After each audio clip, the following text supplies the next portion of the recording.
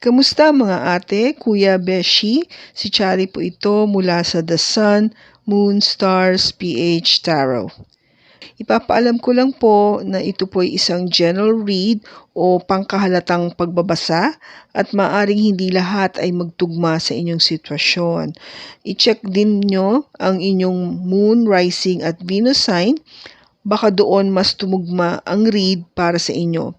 At kung ang mensahe ay tama sa inyo, paki-like lang po at mag-subscribe kung hindi pa ninyo ito ginagawa. Okay, mag-umpisa na po tayo. Hello po mga ate, kuya, beshies. Kamusta na po kayo? Andito ulit ako si Chari para gumawa ng another reading. And this is for the sign of Pisces, Sun, Moon, Rising, and Venus. And of course, welcome po yung mga cross-watchers ni Pisces at yung mga bago po nating mga viewers. Tignan po natin ngayon kung ano yung mensahe na ating pong makikita para sa iyo at sa person mo para sa buwan ng Marso 2024.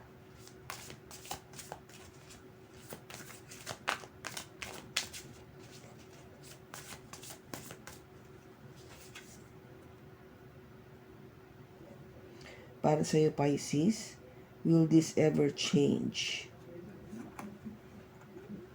At sa person mo, if I could go back in time, I would handle us differently. Okay?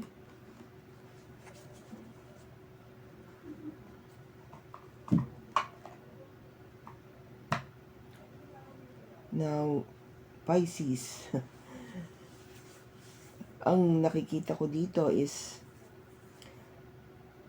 yung kagustuhan mo na alam mo yung magkaroon ng pagbabago sa inyong relationship. Kung ano man ito na hinaharap mo ngayon, isang malaki kasing tanong, will this ever change? No? Magbabago ba ito? Yun ang tanong mo It is like parang you're anticipating something na parang getting into a new cycle, no?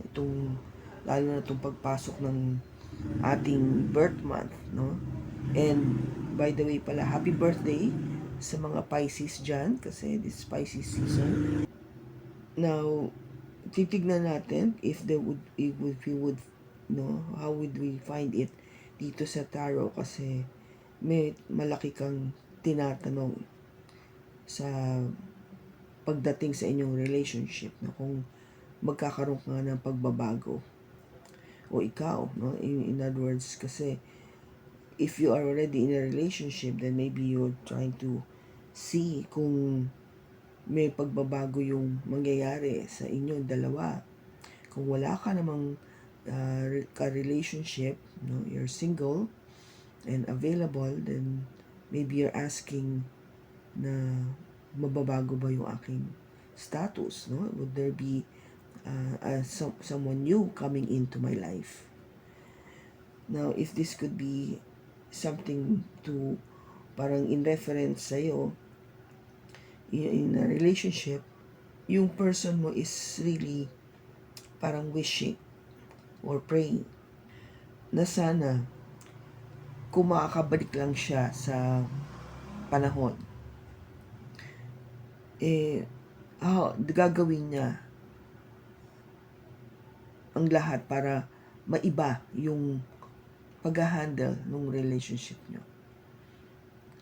Kung gaba parang there is a bit of a regret dito sa side ng person mo, Pisces.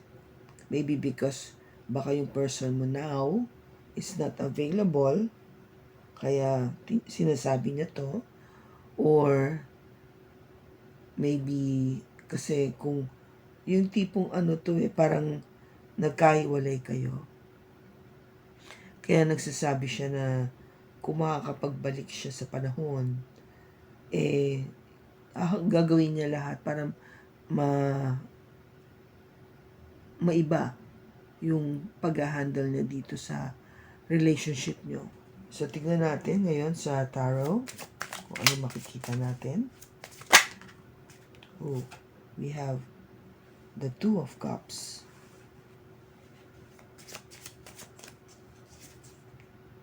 the Queen of Swords, and the Seven of Cups. Bottom mo is the Five of Swords.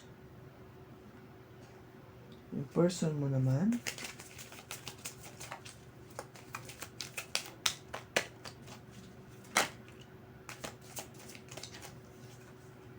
we have the Three of Pentacles,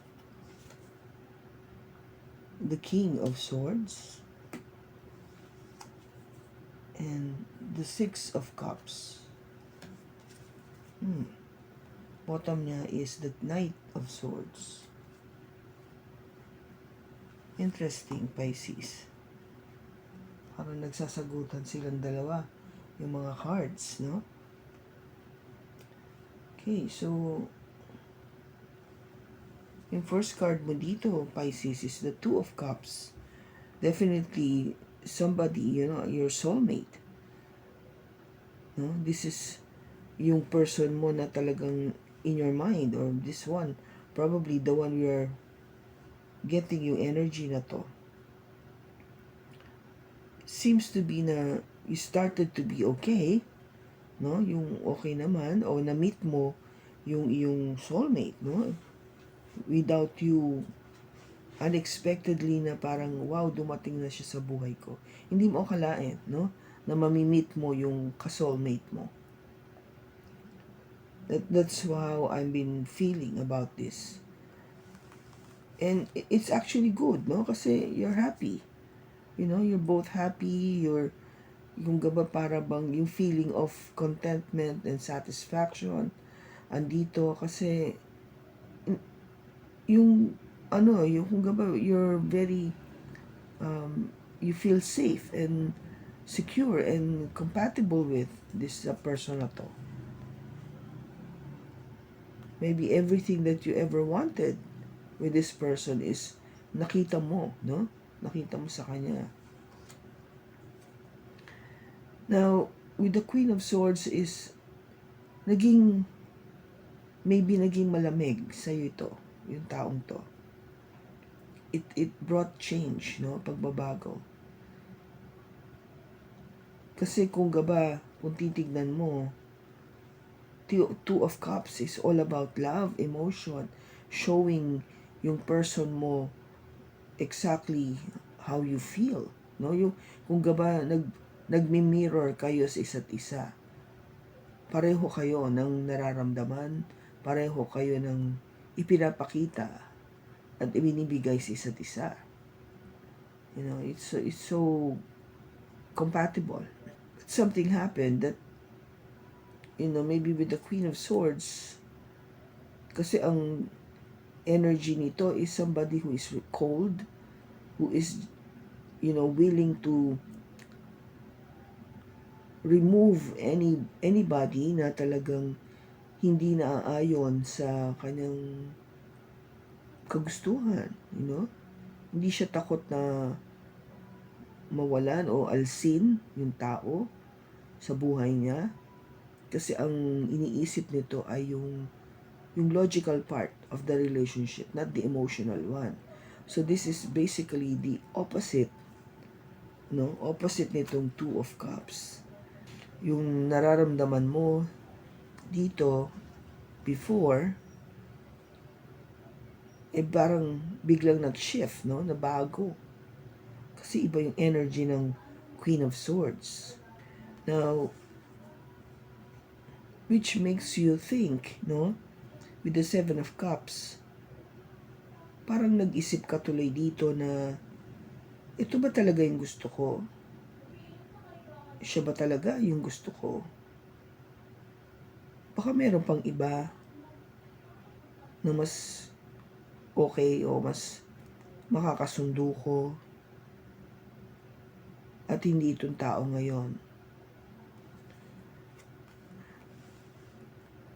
Kasi parang naguluhan ka. Kasi tignan mo na yung energy, di ba? From someone na talagang very emotional, very sweet, you know, biglang naging very cold and aloof and, strong-willed. Kaya nakakalito. Parang may nangyari in between these two that change yung energy. Okay? Kaya siguro that is why you were asking, will this ever change? I think it did change. No? Kasi ang sinasabi dito sa nakaraan mo is you were given an option, no? Maybe this is a test because you did ask. You did ask God kung mababago ba to. So binigyan ka ng option na ito pang iba. Pumili ka dito. Kung hindi ka masaya dito, no? If you weren't happy dito sa binigay ko, ito pang iba. O pili ka. Anong gusto mo dyan? I mean, parang nakakagulo kasi, di ba? Kung iisipin mo, oo, maganda dahil marami akong pwedeng pagpilian. No? But it also make life more difficult kasi ang dami mong iisipin eh. Ang daming i-consider. Ang daming option. Alin ba dito gusto ko? Dito kasi, isa yung binigay na sa'yo eh. Aayusin mo lang. Ito, ang dami mong iisipin kasi una, aalamin mo muna kung anong gusto mo. Pangalawa, pag napili mo na, i-work out mo rin. 'Di ba? Kaya parang hirap. What I'm saying is, okay ka na eh. Bakit kasi nagtanong ka pa? Ayan, binigyan ka tuloy ng mas maraming isipin. Now, yung person mo, may sinasabi nga niya, kung makakabalik siya ng panahon. Ang first card niya kasi dito is the Three of Pentacles. Ito yung energy na you are wanting to cooperate or handle things na in a very harmonious way para syempre maging maayos yung flow ng relationship. Kooperasyon, no? You're cooperating with each other para maganda yung takbo ng inyong relasyon. But you would see yung next card is the King of Swords. Kung gaba parang minatch niya yung energy dito sa kabila, no? This is the Queen of Swords and the King of Swords. So, may match, may pair. No?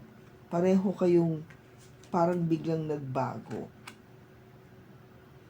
Kasi, yung energy shift, no? From a pentacles to a sword. A pentacle is something that is really more of the material things, the practicality of life. But here, the King of Swords is all about communication, no? Yung pag-uusap, flow, bilis. Yung bilis ng pangyayari. Knowing the truth, no? Yung katotohanan. Again, this is all about logic. No? Both are dealing with logic. So, I guess your person wanted to find out some important information from you, no? And yung kanyang naging conclusion dito is the Six of Cups, no? Parang na-realize niya kasi na you're somebody from the past.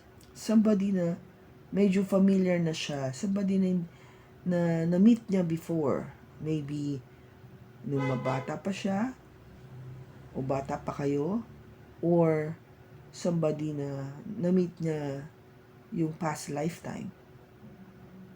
Okay?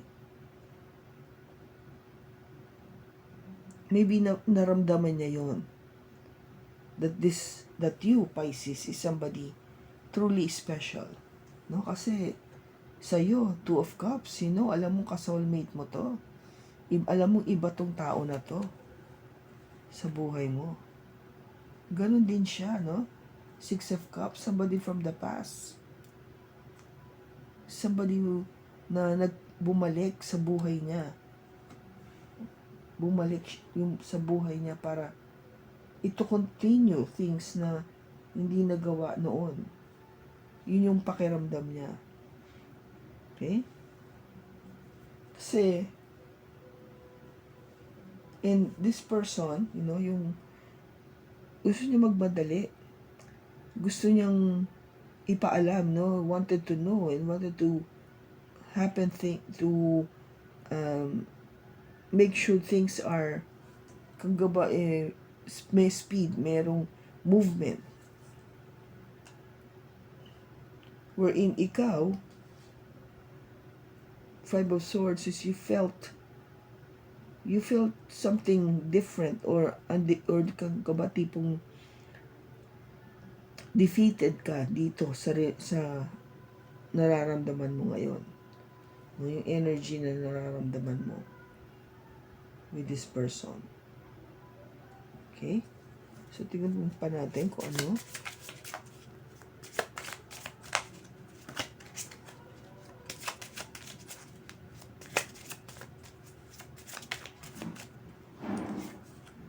We have the Five of Wands, the Six of Pentacles, and the King of Cups.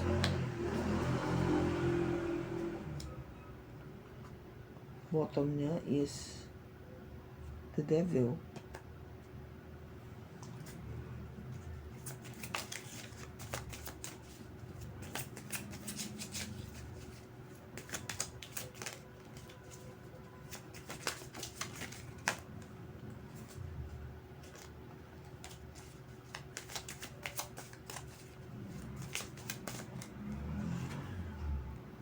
We have the King of Pentacles,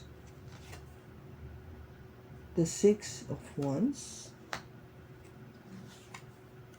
and the Queen of Pentacles. Bottom niya is the Four of Wands. Okay, Pisces.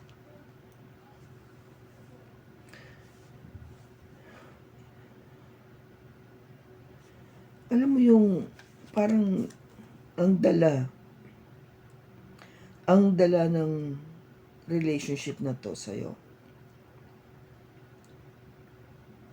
is parang nagkaroon ka ng internal conflict, no? Parang lalong nagulo. Maybe because of the Seven of Cups energy. Kasi yung Five of Wands is confusion or conflict, no? I think dahil nga kasi parang binigyan ka ng opportunity to make a choice, to choose other things, yung probability to think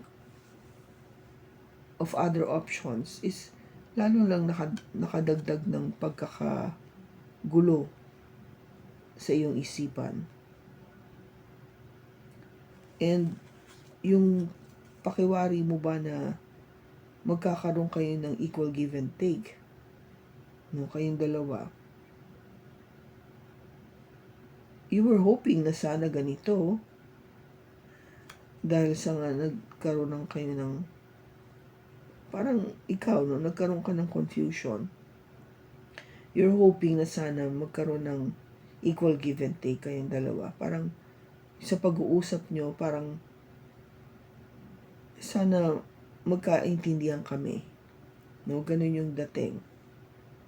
Kasi nga kung mas humigit yung logic dito sa iyo, Pisces, kesa sa emotion. But still, you're hoping na sana maging patas yung aming pag-uusap o yung naging differences namin dalawa, maayos namin equally, amicably. Okay?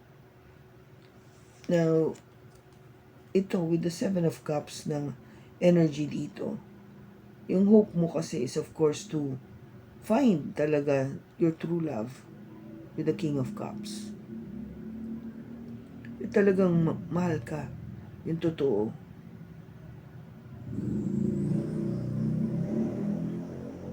As if, parang kina-question ko nga Pisces na, hindi pa ba sapat itong Two of Cups na to? Or, ito is just an idea for you na, alam mo yon, you were dreaming of someone na ganitong yung mararamdaman mo. Is you started to have this dream, this fantasy in your head, which is typical, no? Talaga namang nangangarap tayo na makamit ka ng tao na talagang mahal ka at mahal mo, but somehow pumasok yung pagiging, yung logical side mo, and you were just thinking na hindi dapat have to be practical about this and look at other options, no? And just make sure na this person is not in conflict with me. In other words, compatible kayo and may equal give and take kami. And of course, somebody who truly loves me and I love as well. Maybe this is a dream, no? Isang pinangarap mo, a manifestation.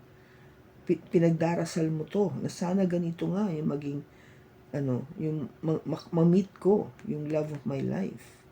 Maybe that's why you're asking, will this ever change? Kasi you've been praying for that person to come into your life. Surely, marami rin tayong mga Pisces dyan na still single at this moment. Okay? Maybe this is for you, yung na-feel ko ngayong energy. Okay? But at the same time, if you are in a relationship, because your other person is saying, if I could go back in time, I would handle us differently. So it means na nagkaroon ka ng relasyon before, Pisces, na yung person mo is saying na sana nabago ko yung paano ko hinawakan itong relationship natin. Kasi nga after doing yung part niya to make sure everything is running smoothly by cooperating with you, but somehow again logic came in, trying to find out the truth, which is typical of I think you're dealing either with a earth sign, kasi andito yung mga pentacles, or a fire or an air sign. Okay? Air sign is Gemini, Libra, Aquarius, or earth sign Taurus, Virgo, or Capricorn. Okay? And maybe also dealing with a water sign, Cancer, another Pisces, or Scorpio like you. Okay? Now, you wanted, your person knows that you are somebody from the past, na you're truly special, na meet ka na niya. And I think it has something to do also, kasi with the King of Pentacles, if your person is this, the earth sign, concerned kasi siya sa pera, no? Obviously, because he is, or she is, depending on your situation, Pisces,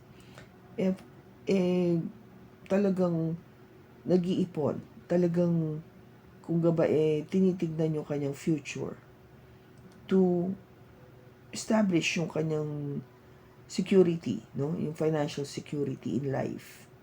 Which is good. Kasi, sa practical lang ito eh. Kaya, masipag, trabaho ng trabaho, binibilang talaga yung kanyang bawat pera na ino-earn sa kanyang pagtatrabaho ng maigi.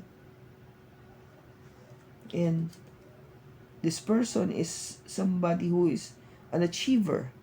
Marami siyang na tatanggap na awards. Kasi maano siya, magaling siya. Matalino, masipag. Yung naiisip niya talagang successful yung mga projects na naibibigay sa kanya. In other words, maganda yung output, no, sa company. Nagdadala ng kaperahan, no, if this person is dealing with sales or marketing. So, yung talagang magaling siya. Okay, in other words. And ito nga yung kanyang match, no? The Queen of Pentacles. And this person at the same time is na talagang alam mong perfect homemaker, no? Siya yung perfect na kapartner kasi hindi lang siya magaling sa trabaho, kung hindi magaling din siya sa bahay. Magaling siya maging asawa. Nababalanse niya ang trabaho sa bahay at trabaho sa kanyang career, no? Yung sa kanyang work. Kaya perfect siya, no? That person that you've been looking for all this time is, kung ba ito yun, ito na. And kung titignan mo, Pisces, this person is thinking about the future. Talagang future nyo. Kasi ito yung Four of Wands. This is the 11-11 card which match the Six of Cups. Somebody from your past. Or somebody na talagang working on something to do with twin flame. Or it could be na your person is planning for a proposal, a marriage proposal. Kasi this is the first card that would tell you that your person is very serious about you, no, sa relationship na to, kasi pinaplano niya na yung pagsasama niyo dalawa, no, which starts with getting married with you. Samantalang ikaw, on the other hand, has the Devil card. This is an energy coming from a Capricorn. So yung negativity ng pag-iisip mo, Pisces, is not really that good. Kung ba parang there were parang temptations all over surrounding you. Negative thoughts or temptations na parang kung bakit nagkaroon ng change of energy dito sa'yo. Kasi I could see that there is this, yung dissatisfaction ba? Bakit kasi nagtatanong ka, will this ever change? No? Parang hindi ka na satisfied sa binigay sa'yo. If this is the one that was given to you by God, hindi ka masaya dito. Kaya tinatanong mo. But if you would think about it, kung titignan mo talaga, kung babalikan mo lang siguro tong relationship na to, it might have worked. Maybe there were things na, sabihin natin, hindi totally perfect. Considering this Pentacles, no, this King of Pentacles, keeps working so hard. Trabaho ng trabaho, maybe to a point na baka walang time sa'yo, that could be a fault. Kasi ikaw, Pisces, you want equal give and take. You want both love and attention. No? Hindi ka ganito eh. Hindi, isipin, you work. You love your work. Mapagtrabaho ka din. Pero iba si Pentacles kasi iba yung earth sign. Talagang to the max sila, kung ba, to the max ang pagtatrabaho nito. To a point na because they wanted to achieve gratefulness, no? Yung kagalingan nila mapakita nila. And it will take a lot of hard work to do that, no? Para magkaroon ka ng mga ganyang awards or recognition. Bakit mo ginagawa yun? It's because you wanted to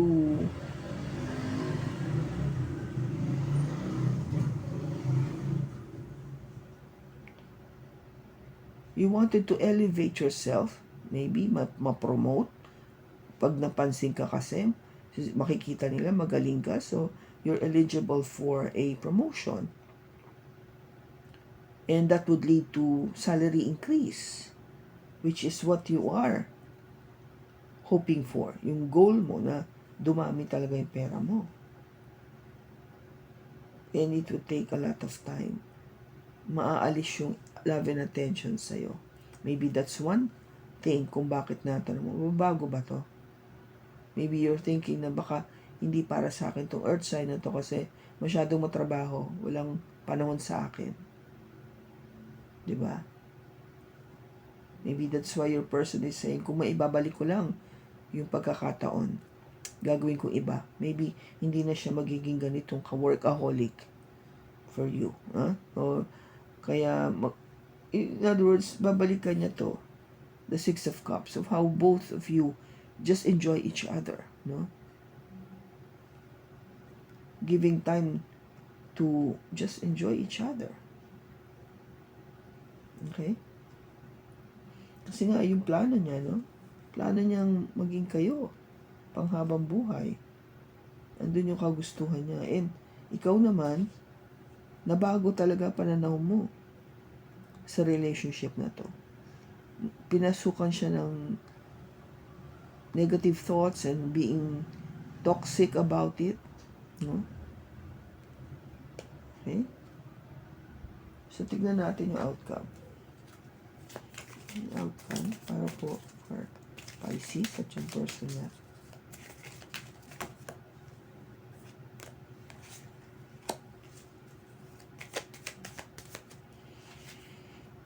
We have the Seven of Coins,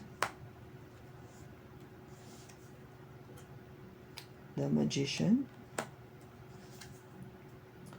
and the High Priestess.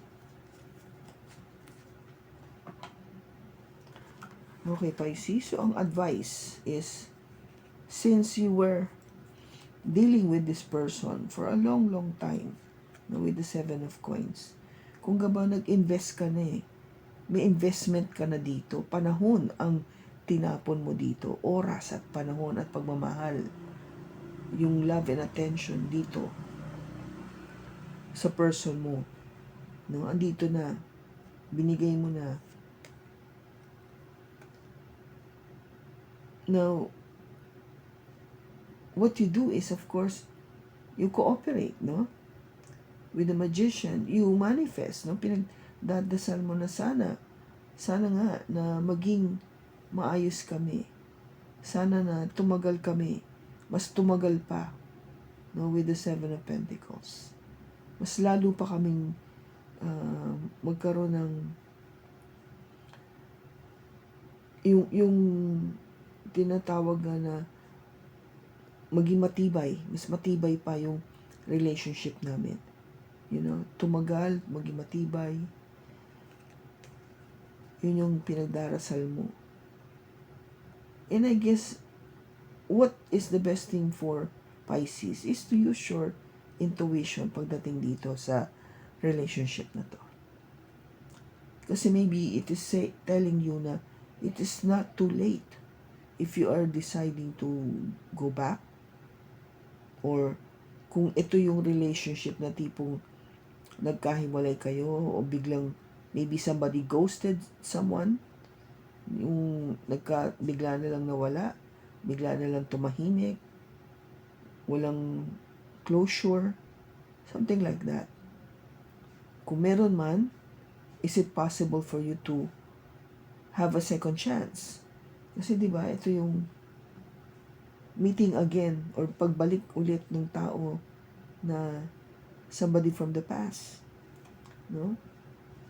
Is it possible for you to accept this person again pag bumalik?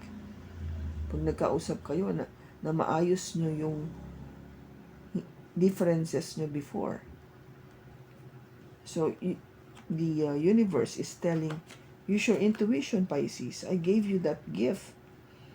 Ikaw ang makakasagot niyan no? Kung sa tingin mo okay, kaya, oo, matatanggap ko. yung pagbabalik nitong person na to.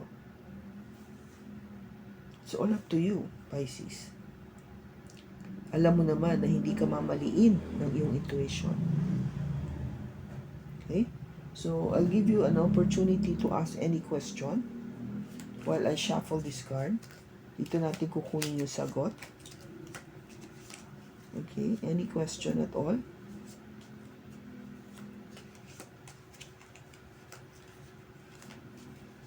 Okay, Pisces, handa ka na ba?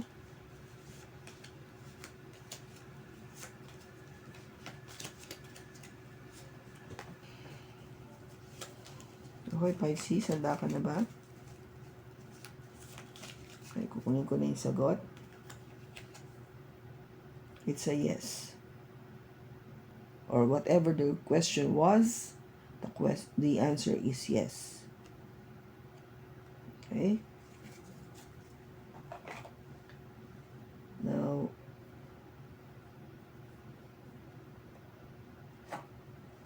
tingnan natin kung ano pa yung message para sa'yo.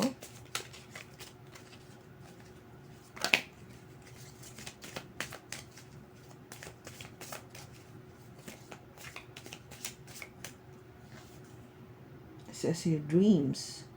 Share your dreams together and encourage each other to make them a reality. O, diba? Sabi ko nga, maybe this is a dream. No? Pangarap mo to eh.